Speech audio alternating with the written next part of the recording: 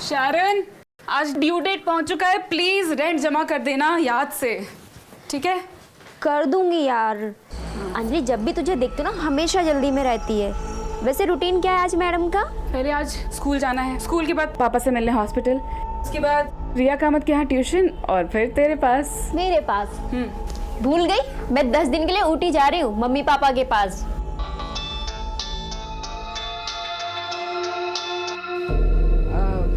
भूल गई थी, सॉरी। मिलती हूँ तुझसे।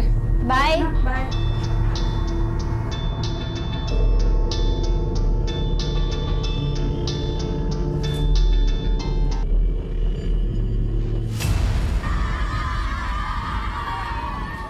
इस साल के बेस्ट टीचर अवार्ड के लिए हमने स्टूडेंट से सीक्रेट ऑनलाइन वोटिंग करवाई थी, जिसका रिजल्ट आ चुका है। और इस साल के हाई स्कूल के बेस्ट टीचर का अवार्ड मिलता है एज एक्सपेक्टेड अंजलि कुलकर्णी को। वाह!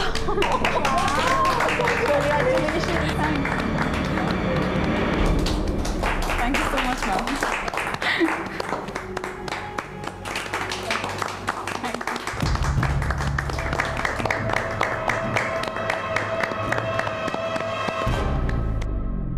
यार तुझे ना मिस्टर एंगर का चेहरा देखना चाहिए था। जब तुझे अवार्ड मिल रहा था ना, उसे बिल्कुल पसंद नहीं आ रहा था। करिश्मा, मेरा कंपटीशन अपने आप से है। आई नो यार।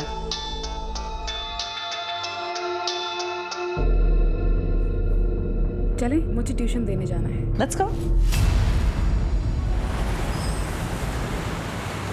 चलो Riya, repeat after me. She sells sea shells on the sea shore. बोलो मेरे साथ। She shall at shore shell. She sells She seashell. Hi अंश, Hi, how are you? I am good. ये आपकी फुटबॉल है? आपको फुटबॉल खेलना अच्छा लगता है? अंश, रिया दीदी को पढ़ने दो, चलो अंदर, डिस्टर्ब मत करो। कब? अरे मैम रहने दीजिए ना, हमारा मन भी लगा रहेगा। अंश, मेरे साथ अंदर चलोगी या अंजलि मिस के पास यहाँ बैठोगे? अंजलि मिस के पास यहाँ बैठो। ठीक है। बोल फिर तुमको क्यों तो चॉकलेट खाना है?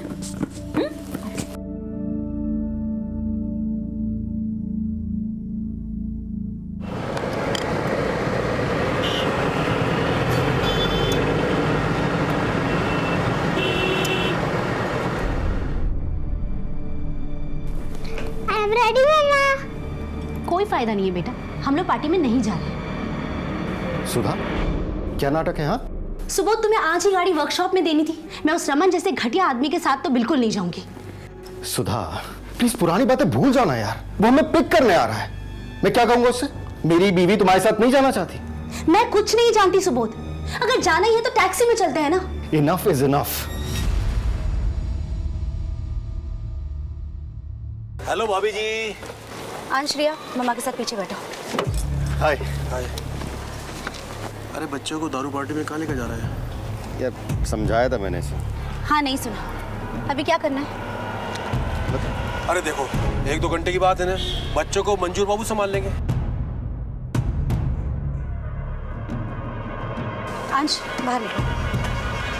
मंजू बाबू खाना खा लिया, सुला देना दोनों को। मुझे भी ले चलो ना मम्मा, मैं तो बड़ी हो गई हूँ। बेटा अंश अकेले रह जाएगा ना। पर पापा। एक बार कह दिया तो कह दिया। मंजू बाबू बच्चों को लेकर जाओ। चलो।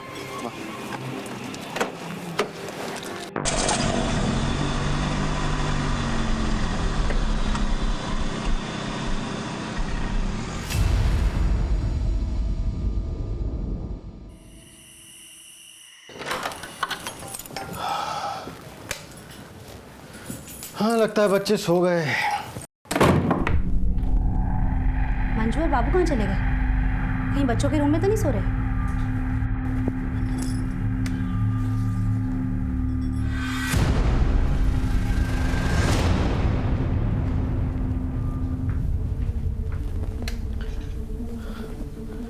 अंश,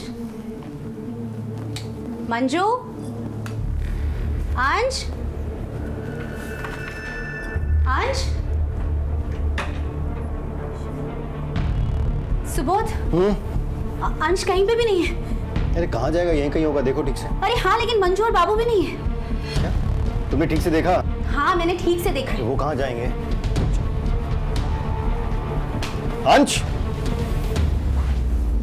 अंश, सुबोध, मैंने पूरा चेक किया है। अंश,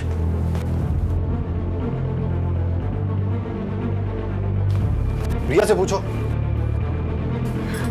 रिया, रिया, रिया, रिया, अंश कहाँ है? यही तो सो रहा था। मंजू बाबू कहाँ पर है? जब मैं जाग रही थी वो यही थे। अभी खबर लेता हूँ, बहुत लापरवाह हो गए। फोन कीजिए। हाँ हाँ वही कर रहा हूँ।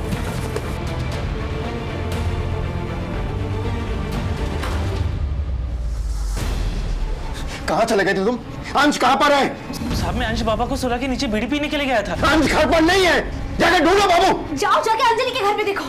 तुम्हारा दिमाग खराब हो गया क्या? इतनी रात में अंजलि के घर में क्या करेगा अंश? फिर कहाँ गया होगा?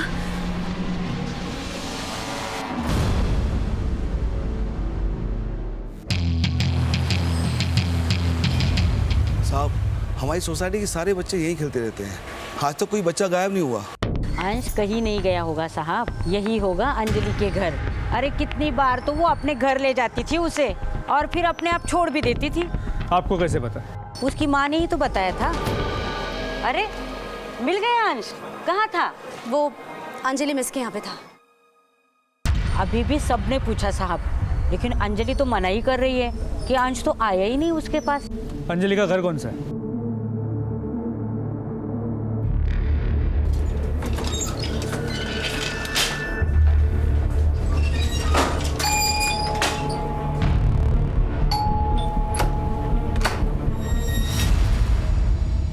अंजलि कुलकर्णी जी अंश का मत गायब है क्या? वो आपके यहाँ है? नहीं सर, बल्कि मैं तो खुद शॉक्ड हूँ। कल देर रात उसकी मम्मी आई थी उसे ढूंढते हुए यहाँ पर। काफ़ी लोगों ने पूछताछ की, मुझे समझ में नहीं आया हो क्या रहा है। यही जानने तो हम भी आए। हमने सुना है अंश अक्सर आपके घर पे खुद से आया करता था। हाँ सर, कई बार आता था। वैसे मुझे बोलना नहीं चाहिए, लेकिन मिसेस कामत काफ़ी नेग्लिजेंट है। मैंने अंश को अकेले कई घरों में जाते हुए देखा है।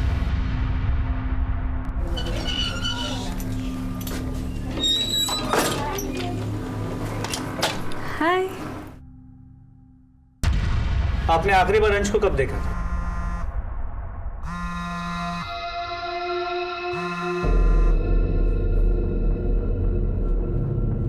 आखिरी बार लगता है कोई अर्जेंट कॉल, उठा लीजिए। नहीं सर, इट्स ओके। आप क्या पूछ रहे थे? आप अंश को आखिरी बार कब मिली थी? जब उसकी मम्मी उसको मेरे पास से ले गई थी।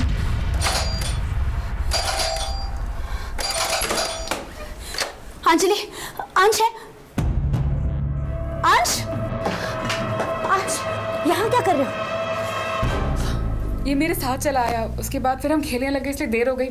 मैं छोड़ने आने वाली थी इसको। अंजलि, लेकिन बता के तो लाना चाहिए था, मेरी जान निकल गई थी। I am sorry. चलो अंश। बाय अंश, आई एम सॉरी। उसके बाद उन्होंने मुझे कल आने से मना किया था क्योंकि उन्हें किसी पार्टी में जाना था। पर कल रात को मैंने देखा कि सिर्फ सुबोध जी और सुधा जी गए थे, बच्चे तो घर पर ही थे। अंश के माँ बाप का कहना था कि अंश सोसाइटी में सिर्फ अंजलि के घर पे जाता है, लेकिन अंजलि कह रही है कि अंश दूसरे घरों में भी जाता था। एक काम करो, सभी के घरों की तलाशी लो। और ये अंजलि, इसकी सारी इन्फॉर्मेशन चाहिए मुझे। कहाँ जाती है, किससे मिलती है, फोन रिकॉर्ड, लोकेशन रिकॉर्ड, सब कुछ। और सोसाइटी की सीसीटीवी फुटेज वो भी चाहिए मुझे। सर,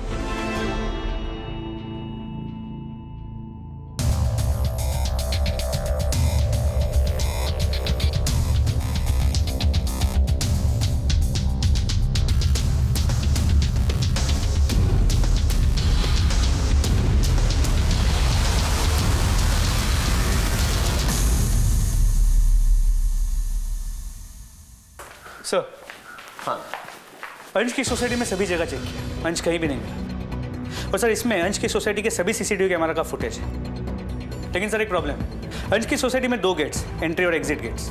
एंट्री गेट का सीसीटीवी कैमरा वर्किंग है, लेकिन एग्जिट गेट का सीसीटीवी कैमरा वर्किंग नहीं है। और ये तो सोसाइटी वालों को भी पता नहीं था। इसके अलावा हर विंग में एंट्री और एग्जिट के लिए 2 रास्ते हैं।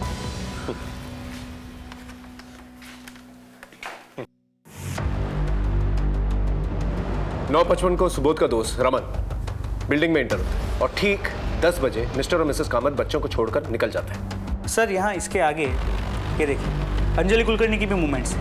मिस्टर और मिसेस कामत के जाने के बाद 10:01 को वो सोसाइटी में एंटर करते हैं। और सर यहाँ देखिए रात 12:30 बजे मिस्टर और मिसेस कामत सोसाइटी वापस लौटे और इसके 2 मिनट बाद उनके सर्वेंट्स मंजू और बाबू सोसाइटी में एंटर करते। यानी कि मंजू और बाबू कब नीचे है, अंश को साथ में लेके आए कि नहीं आए, इसके बारे में कोई रिकॉर्ड ही नहीं सर। एक काम करो, दोनों को बुला के लेके आओ। सर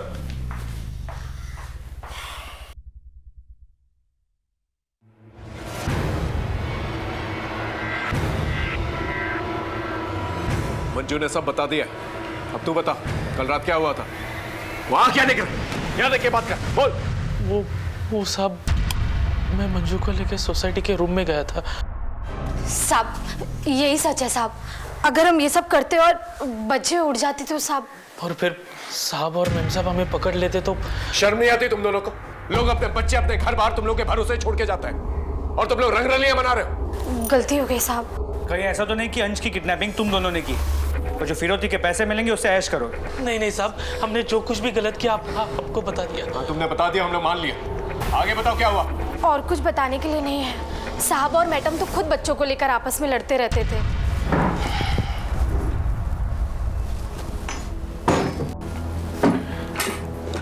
सुबोध, अंश के एडमिशन का पता किया?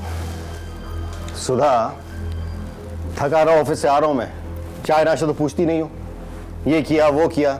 हाँ तो इसमें इरिटेट होने की बात नहीं है।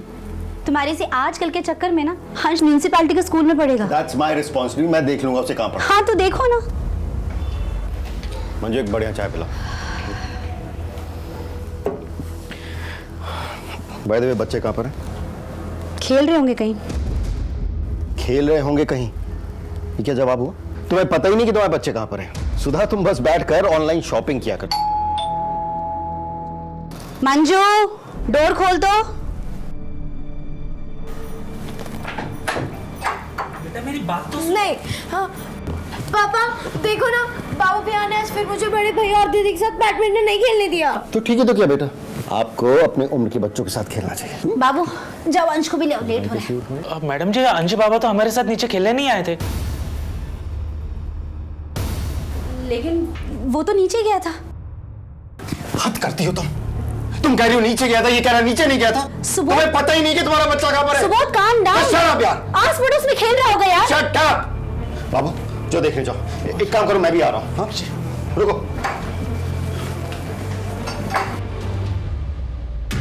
सुबोध और सुधा, इन दोनों का बिहेवियर कैसा था बच्चों के साथ? आपस में दोनों बहुत लड़ते हैं लेकिन बच्चों से बहुत प्यार करते हैं साहब।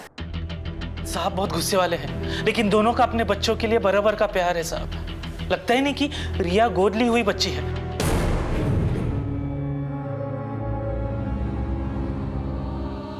रिया गोद ली हुई? जी साहब, डॉक्टर ने मैडम को बोला था कि वो मां नहीं बन सकती, इसीलिए रिया बेबी को गोद लिया था। लेकिन 6 साल पहले अंश बाबा हो गए। लेकिन पता नहीं साहब अंश बाबा अभी कहाँ होंगे। मैंने भी उनकी सेवा अपने बच्चे जैसी की है। ठीक है, जा सकता।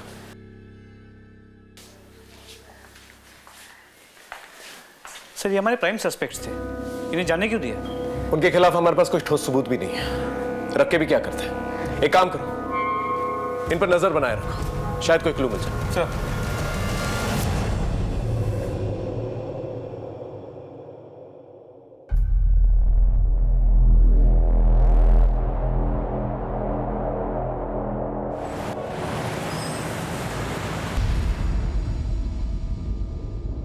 देखिए हम पेसमेकर रिप्लेस करने वाले हैं।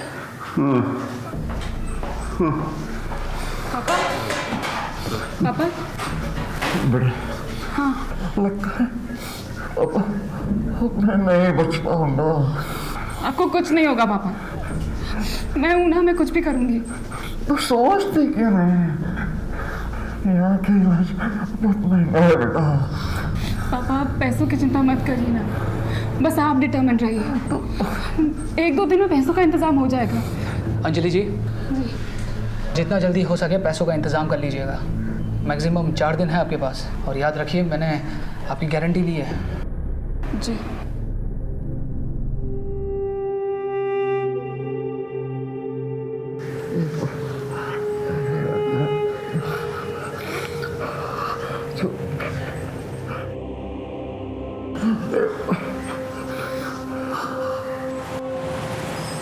देखिए, अंश को गायब हुए 36 घंटे हो चुके हैं। फिरौती की कोई डिमांड नहीं आई है। हो सकता है जिसने भी अंश को रखा हो अपने पास, वो आप लोगों से कम्युनिकेट नहीं करना चाहता हो। किसी पे शक है आपको? नहीं, ऐसा तो कुछ भी नहीं है। रमन। कौन रमन? इनका बिजनेस पार्टनर था, जिसके साथ हम लोग पार्टी में गए थे। शक की कोई खास वजह?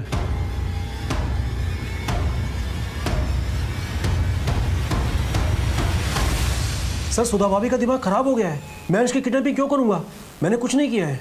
तुमने ही किया ये सब। ये देखो, 3 साल पुराना बदला निकाला तुमने। सुबोध और तुम बिजनेस पार्टनर्स थे ना, लेकिन सुबोध ने तुम्हारे इन्वेस्टमेंट बैंकर के जरिए एक नई कंपनी खोली, और जब तुम्हारा धंधा मंदा हो गया तो तुमने अंश की किडनैपिंग करके अपना बदला पूरा कर लिया। जब आपको इतना पता है तो यह भी पता होगा कि सुबोध ने मुझसे माफी मांगी थी और अपनी कंपनी के 5% के शेयर मुझको दिए थे। एक नई बात बताएं तुम्हें, उस रात जहां तुम पार्टी के लिए गए थे, वहां के सिक्योरिटी गार्ड से हमें एक बात पता चली है। हाँ साहब, मुझे अच्छी तरह याद है कि ये साहब उस रात पार्टी में आए थे और आधे घंटे में ही जल्दी से कहीं निकल गए और उसके बाद लौट कर नहीं आए साहब। याद है? किडनैपिंग के प्लान को अंजाम देने गए थे ना वहां पर। क्या बात कर रहे हो सर? मैं तो अपने काम से गया था।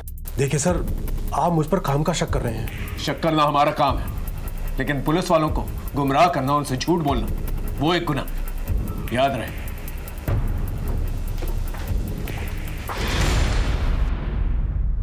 इसके फोन रिकॉर्ड्स और लोकेशन रिकॉर्ड्स निकलवा। इस आदमी के बारे में कुछ तो है जो सस्पिशियस है। सर एक और बात, अंजलि के कॉल रिकॉर्ड्स और कॉल लोकेशन रिकॉर्ड चेक किया। उसका सिर्फ अपने घर, अपने स्कूल, सोसाइटी और पास के मॉल में आना जाना है, लेकिन सर उसके कॉल रिकॉर्ड में एक सस्पिशियस नंबर मिला है। जितने फोन तू अंजलि को किया करता था, हैरेसमेंट के लिए अंदर जा सकता है। इतने फोन क्यों करता था? सर, वो मेरी मंगेतर है। और फिर भी तुम्हारा फोन नहीं उठाती? वही तो समझ नहीं आ रहा सर। उसके फादर हॉस्पिटलाइज्ड हैं। कहती है कि अभी मेरा सारा ध्यान पापा पर है। उसने मुझे बिना बताए अपना घर चेंज कर लिया। अगर मेरे पास उसका एड्रेस होता तो सीधा उसके घर पर जाकर टपक पड़ता ना। ये मंगेतर की बात तो मुझे हजम नहीं हो रही है। वक्त तेजी से गुजर रहा है और हम वहीं के वहीं हैं। ये लो Anjali. Thank you sir, and I am so sorry. मुझे पता है आप लोग बहुत तकलीफ में हैं, पर मुझे अगर पैसों की बहुत ज़रूरत नहीं होती तो मैं आपको ट्यूशन फीस के लिए नहीं बोलती। It's okay Anjali. सर, अंश का कुछ पता चला? नहीं, अभी तक पता नहीं चला। पता नहीं कहाँ चला गया। तुम्हारा बेटा अंश हमारे पास है। 25 लाख रुपए का इंतजाम कर लो। पैसे कब कहां भिजवाने हैं ये दूसरी चिट्ठी में बताएंगे। पुलिस को बताया तो बच्ची की लाश देखने के लिए तैयार है। इंस्पेक्टर साहब, अंश की जान को खतरा है। सुबह दरवाजा खोला तो ये लेटर हमें बाहर मिला। सर प्लीज मेरे बच्चे को बचा लीजिए। आप चिंता मत कीजिए, प्लीज इन्हें घर लेके जाइए। हम लोग अपनी इंक्वायरी शुरू करते हैं। प्लीज जाइए। जो भी करिएगा जल्दी करिएगा प्लीज। हाँ, आप जाइए। सर अब तो रैंसम लेटर भी आ गया। Clear case of kidnapping. इस चिट्ठी से और भी बातें साफ हो जाती हैं कि ये किडनैपर इन लोगों की जान पहचान वाला है। उसके पास शायद चाबी भी हो, क्योंकि घर में हम लोगों को कोई फोर्स एंट्री के निशान तो मिले नहीं। या फिर हो सकता है कि किडनैपर मंजू और बाबू के साथ मिला हुआ, और अगर नहीं तो मंजू और बाबू पे नजर रखे हुए थे। जब मंजू और बाबू नीचे आए तो उन लोगों ने अंश की किडनैपिंग की। और वो इस सोसाइटी को बहुत अच्छे से जानता है, इसलिए वो फ्रंट गेट के पास नहीं गया जहाँ का सीसीटीवी कैमरा चल रहा है। बहुत ही शातिर है ये, क्योंकि जब इसने किडनैपिंग की ना रिया को पता चला और ना अंश ने शोर मचाया। पर सर ये लेटर भी टाइप्ड है, हैंड रिटन नहीं है, ताकि इसकी हैंड राइटिंग एनालिसिस ना हो पाए। 100% किडनैपर इन लोगों को जानता था। एक काम करो, अंजलि के बारे में सोसाइटी में पता करो। सर। अंजलि? सर कुछ पैसे जमा करा दिए हैं, बाकी के पैसों का अरेंजमेंट जल्दी हो जाएगा। ठीक है, जितना जल्दी हो सके कर लो, और ज़्यादा डिले करोगी तो ऑपरेशन के लिए एडवाइजेबल नहीं है।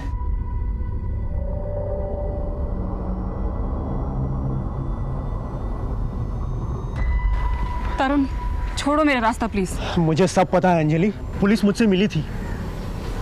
तो ये जो तुम कर रही हो ना, ठीक नहीं कर रही हो। तो तुम दो मेरा साथ, बोलो दोगे? साहब शनिवार रविवार को अंजलि मैडम के यहाँ बड़े बड़े लोग आते जाते हैं। जानते हो उन्हें? नहीं साहब, हर बार नए लोग आते हैं, किसी को दोबारा नहीं देखा मैंने। अच्छा, जो कोई भी आता है आप रजिस्टर में उनका नाम और नंबर तो लिखते होंगे ना? हाँ साहब लिखता हूँ ना। ये बाबू और मंजू, इन दोनों के बारे में क्या जानते हैं? साहब ये मंजू है ना, दूसरे साहब लोगों के घर जाके मसाज देती है, और जिस रात अंश बाबा गायब हुआ मैंने उसे दूसरे विंग में जाते हुए देखा साहब। साहब ये मंजू और बाबू, इनका बड़ा चक्कर है साहब। पुलिस से झूठ बोलते हैं? हाँ? नहीं सर, नहीं मैंने कुछ नहीं किया। नहीं साहब मैं डर गई थी कहीं आप जेल में ना डाल दो साहब। जेल तो तुम दोनों अब भी जाओगे। मसाज के नाम पे प्रोस्टिट्यूशन का रैकेट चलाते हो। नहीं सर, मैंने ऐसा कुछ नहीं किया सब। नहीं करता? नहीं साहब। इसकी दलाली कौन करता था? हाँ? सर ले चलो दोनों को। नहीं साहब, हमने कुछ नहीं किया। सब कुछ नहीं किया साहब हम लोग। और फैमिली वाले आ गए?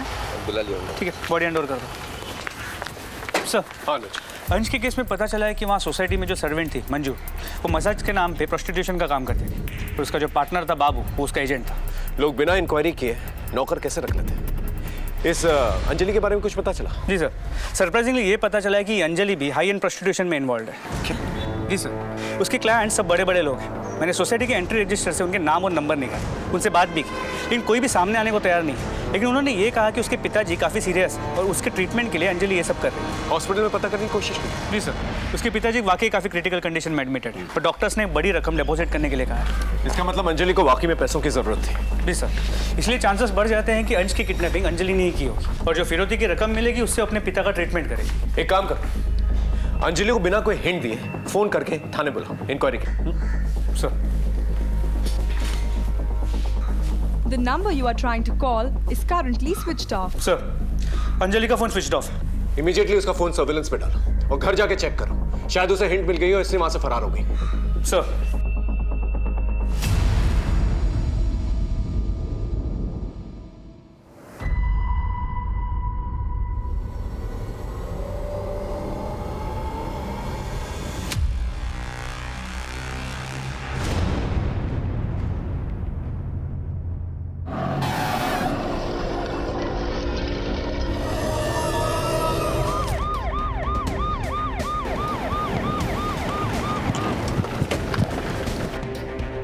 सर, बॉडी अंजलि की है, गला घोट के मारा गया। पीछे हो जाइए। हटिए, पीछे हटिए, पीछे हो जाइए।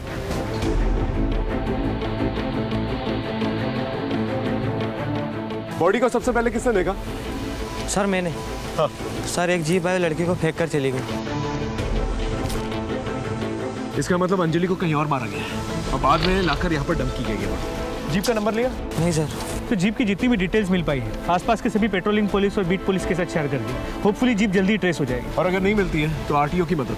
वैसे भी आजकल ऐसी जीप जो है ज्यादा इस्तेमाल नहीं होती है। मोबाइल वगैरह मिला? नहीं सर, कुछ नहीं। सॉल्ट के कोई साइन?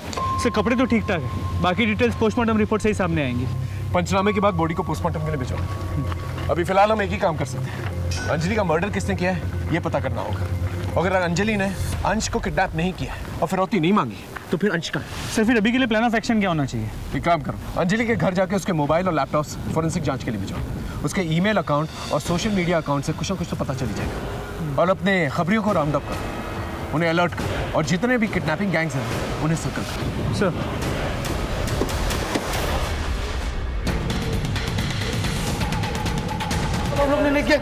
तोड़ते रहो। सर इतने डंडे खाने के बाद ये क्रिमिनल्स झूठ नहीं बोलेंगे। मुझे तो लगता है अंजलि ने अपने किसी साथी के साथ मिलकर अंश को किडनैप किया होगा, और जब पैसे आने में देरी हो गई और अंश को रखने में खतरा बढ़ गया तो उसके साथी ने उसे मार दिया। हो सकता है अंजलि के साथी को फिरौती के पैसे मिल गए, उसके बाद उसने अंजलि को मार कर वहां से फरार हो गया और अब दोबारा जो है अंश की फिरौती की डिमांड करे। लेकिन सर सुबोध का मत हमें बताए बिना उन्हें पैसे कैसे दे सकता है? कर सकता है, बच्चे की जान खतरा। माँ बाप अपने बच्चों के लिए कुछ भी कर सकते हैं। पहले ये पता करो कि अंजलि कुलकर्णी के पापा का हॉस्पिटल का बिल किसने दिया। दूसरा कि अंश वापस आया कि नहीं आया। तीसरा सुबोध कामत, उसके बैंक बैलेंस के बारे में पता करो, देखो कोई हेवी ट्रांजैक्शंस हुए कि नहीं हुए, कोई विड्रॉल्स हुए कि नहीं। और चौथा ये अंजलि कुलकर्णी का जो मंगेतर है इसे दोबारा बुला, पूछताछ करो उससे। सर अंजलि के साथ मिलकर अंश की किडनैपिंग की ना तूने? नहीं सर, मैं अंश को क्यों किडनैप करूंगा? मैं तो अंजलि से बस हॉस्पिटल के बाहर मिलता था। मेडिकल बिल्स भरने के लिए उसे एस्कॉर्ट नहीं बनना चाहिए था। अब मुझे समझ में आया कि वो गिल्ट में इतना कटी कटी रहती थी। तुझे ये सब कैसे मालूम? सर उसका पीछा करते करते सब जान गया। इसीलिए तूने उसे मारा? सर मैं उसे क्यों मारूंगा? मैं उससे प्यार करता था। उसका एस्कॉर्ट बनकर पैसे कमाना मुझे अच्छा नहीं लगा और उसने मुझसे मदद भी मांगी थी। 5 लाख रुपए का बंदोबस्त कर सकते हो। लेकिन मेरे पास उसे देने के लिए इतने पैसे नहीं थे। सर अंजलि अंश को किडनैप नहीं कर सकती। वो तो कितना प्यार करती थी अंश से, और वो तो खुद विक्टिम है। और उसकी प्रोफेशनल लाइफ, वहाँ कोई ऐसा है जो उसे नुकसान पहुँचा सकता है। हमारे स्कूल के टीचर है राजन अयंगर। व्हाट सर, मेरा प्रॉब्लम उसका टीचिंग मेथड था। I did not like her age teacher. लेकिन बदला लेने के लिए kidnapping, murder, no sir. Sir जैसा आपने कहा था बिल्कुल वैसे ही हुआ। सुबोध कामत ने अपने अकाउंट से 25 लाख रुपए विड्रॉ किए हैं। मैं क्या करता सर, मैं डर गया था। दूसरे दिन ही एक लेटर आ गया। किडनैपर्स का दूसरा लेटर है। क्या क्या? यहाँ से 25 किलोमीटर दूर होसकोटे रोड का साइन बोर्ड मिलेगा। उसके पीछे बड़ा सा पेड़ है, उसी के नीचे 25 लाख रुपए लेकर अंश की टीचर अंजलि कुलकर्णी को ही भेजना।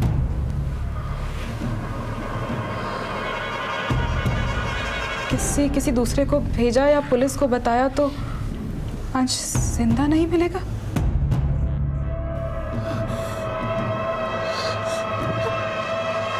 सर हम आपके पास आने वाले थे, लेकिन सुधा, हमें ये लेटर पुलिस को दे देना चाहिए। उन्हें अपने तरीके से इस केस को हैंडल करने देना चाहिए। क्या कहती हो तुम? नहीं सर, ऐसा करने से अंश की जान को खतरा होगा। अंजलि, पर तुम्हारी जान को भी तो खतरा है ना। सर अंश से मेरा अटैचमेंट था, उसके लिए मैं इतना तो कर ही सकती हूँ। सर हमें अंजलि को नहीं भेजना चाहिए था। उसके साथ ये हो गया और हमारा अंश भी हमें वापस नहीं मिला। इंस्पेक्टर साहब, मुझे तो कुछ समझ में नहीं आ रहा कि अंजलि ने वहां जाकर क्या किया क्या नहीं किया। लेकिन उसकी मौत का बहुत अफसोस है हमें। एक बात तो तय है कि वो हमारे अंश की मदद करने ही गई थी। आपकी मदद कर रही थी या आपको बेवकूफ़ बना रही थी, ये इन्वेस्टिगेशन के बाद ही पता चलेगा।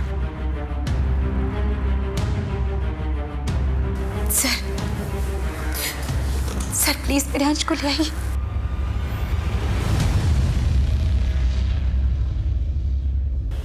मैम, ये हमारी फैमिली के लिए बहुत टफ टाइम है, लेकिन हर साल की तरह जैसे हम इस अडॉप्शन सेंटर में रिया का बर्थडे मनाते आए हैं, हम चाहते हैं कि इस साल भी बच्चों के बीच रिया का बर्थडे मनाएं।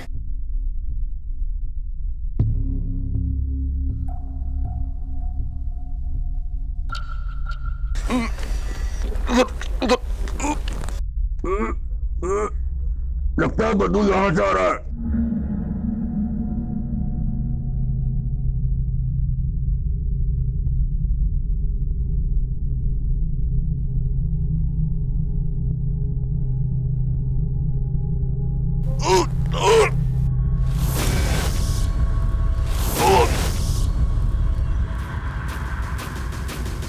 किस किस्म के सिक्योरिटी गार्ड हो तुम?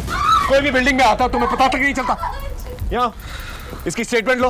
हाँ, पता करो क्या कर रहा था ये सब, लेके जाओ। सर हाँ जी, बॉडी काफ़ी डिकम्पोज हो चुकी है। मुझे लगता है अंजलि ने किसी के साथ मिलकर अंश को किडनैप कर लिया था। फिरौती के पैसे मिलने के बाद अंजलि के पार्टनर ने डबल क्रॉस कर दिया, अंजलि और अंश दोनों को मार दिया। अंश की बॉडी यहाँ डंप कर दी ताकि शक अंजलि पे चला जाए। नहीं अनुज, मामला कुछ और लग रहा है। बॉडी को पोस्टमार्टम के लिए भेजो। इन्वेस्टिगेशन की शुरुआत एक नए सिरे से करते हैं।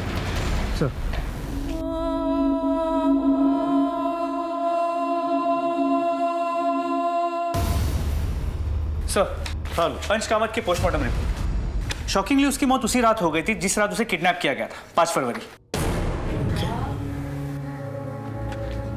इसका मतलब उसे जब किडनैप किया गया तो गलती से वो मर गया, या फिर उसे मारने के इरादे से किडनैप किया गया और फिरौती सिर्फ एक नाटक हो।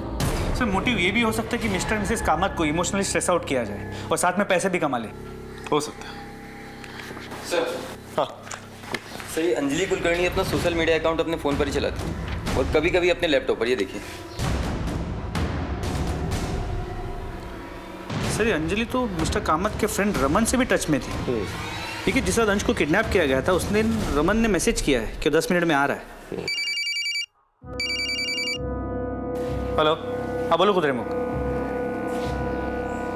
ठीक है सर, कुद्रेमुख के पास कुछ इन्फॉर्मेशन है, बात करना चाहते हैं आपसे। चल सर, बोलो क्या खबर? सर वो दुर्गेश है ना क्रिमिनल, हाँ रमन के ऑफिस में मिला था, वो अभी भी कंपाले गांव में छुपा हुआ है। एक काम कर, तुम दुर्गेश के पीछे जाओ, मैं इस रमन को उठा के लेके आता हूँ।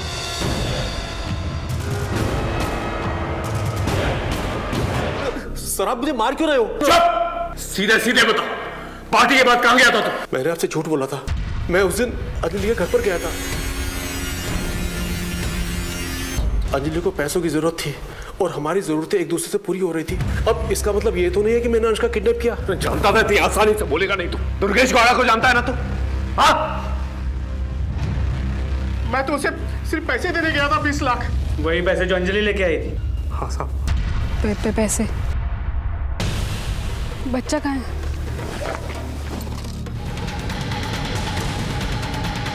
मुझे साफ साफ कहा गया था, अंजलि को मारो और 5 लाख रुपया ले लो, बाकी 20 लाख रुपया रमन को दे दो। किसने कहा था ऐसा करने के लिए? जब अंजलि 25 लाख रुपए लेकर आ गई तो तूने दुर्गेश गौड़ा को कहा कि उसको जाकर खत्म कर। यही हुआ था ना? नहीं सर, ये झूठ है। वो तो मैंने अपना कर्जा वापस लिया था। ये देखिए सर, ये SMS।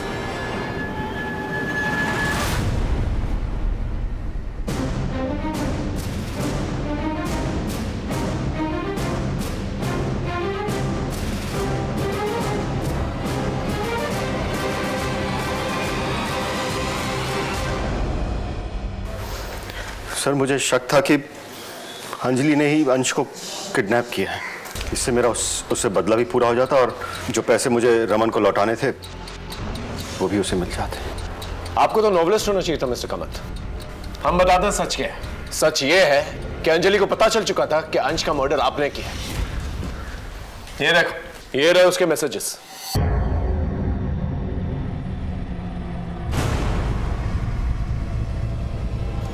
आपने हमारा बहुत टाइम वेस्ट किया मिस्टर कामत। अब सच सच बताइए। बताता हूँ सर। सच तो ये है सर कि अंश की मौत मेरे ही हाथों हुई है सर। क्या सर? वो एक्चुअली सर रिया और अंश के बीच में झगड़ा हो रहा था, तो उनको अलग करने के चक्कर में छीना झपटी हुई। मुझे गुस्सा आया और गलती से मैंने अंश का गला दबा दिया। मुझे गुस्सा आ गया था तो मुझे पता ही नहीं चला, उस चीज़ का एहसास ही नहीं हुआ कि कब वो बेजान हो गया। फिर मैंने उसकी बॉडी को लेकर अपने बेड के स्टोरेज में छुपा दिया। और फिर जब आप लोग अंजलि के केस को लेकर डेड एंड तक पहुंचे तो फिर मुझे लगा कि बेटर यही होगा कि उसकी लाश को अपने टेरेस पे छुपा दूं। रिया, इधर बैठ, मैं आती हूँ। सर सुबोध को छोड़ दीजिए। सर अंश की मौत मेरे हाथों हुई है। सर उस दिन रिया और अंश झगड़ा कर रहे थे। गुस्से में मैंने अंश को धक्का मारा और वो टेबल पे जाके टकराया और उसकी मौत हो गई। अरे क्यों झूठ बोल रही है सुधा? अंश को मैंने मारा है। सच सच बोलो ना। आप क्यों झूठ बोल रहे हैं? सर मैंने मारा है। नहीं सर, मैंने मारा है अंश को। ये झूठ बोल रही है। अरे झूठ क्यों बोल रही है सुधा? मैंने मारा है। चुप! बकवास बंद करो।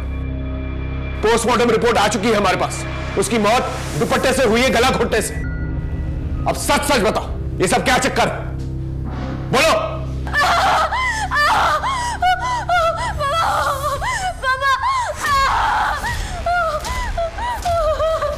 रिया, एक मिनट।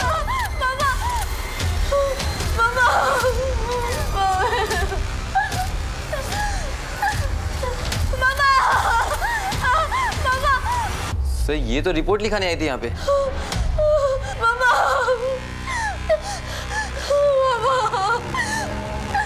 मैडम प्लीज अपना दुपट्टा हटाइए।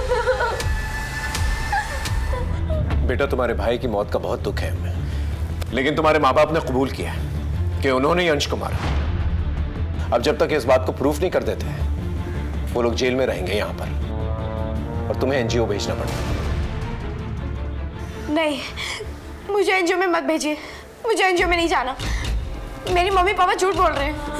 रिया, मतलब तुम जानती हो कि किसने मारा है अंश को? घबराओ मत, बताओ। अंकल, जब मंजू दीदी और बाबू भैया नीचे गए थे तब मैं जाग रही थी। अंश सो रहा था और फिर उनके जाते ही मैंने मम्मी का दुपट्टा लेकर इसलिए तुम दुपट्टे से डरती हो? पर जब मैंने देखा कि मम्मी पापा बहुत परेशान हो रहे हैं तो दूसरे दिन मैंने उनको सारा सच बता दिया। लेकिन बेटा तुम तो अपने भाई से बहुत प्यार करते थे, फिर तुमने उसे क्यों मारा? क्या तुम्हारे मम्मी पापा तुम्हें प्यार नहीं करते थे? बहुत ज़्यादा प्यार करते हैं सर। मैं अडॉप्टेड हूँ, पर वो जितना अंश से प्यार करते थे उतना ही मुझसे करते। फिर तुमने अंश को मारा क्यों?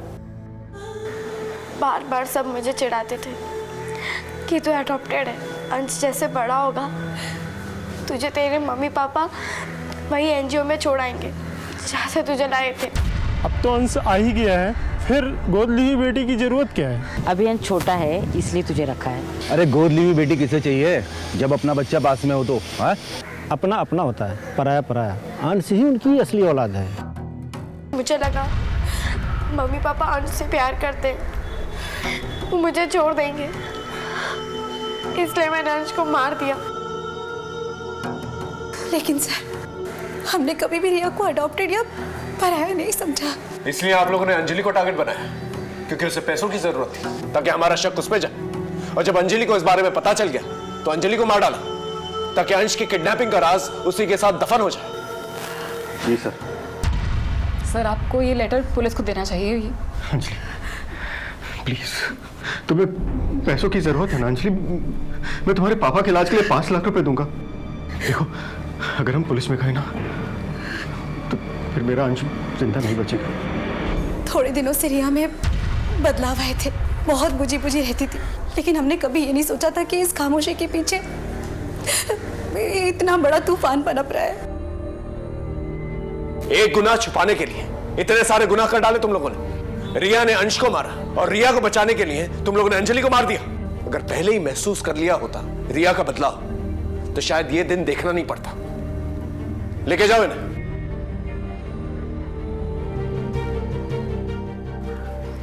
अंजलि कुलकर्णी मर्डर केस और अंश कामत किडनैपिंग और मर्डर केस मेरे पुलिस करियर का सबसे अनोखा केस था। फिर मिलेंगे एक नए केस के साथ। तब तक देखते रहिए क्राइम पेट्रोल 10 तक, क्योंकि मकसद बताना नहीं, बचाना है। जय हिंद।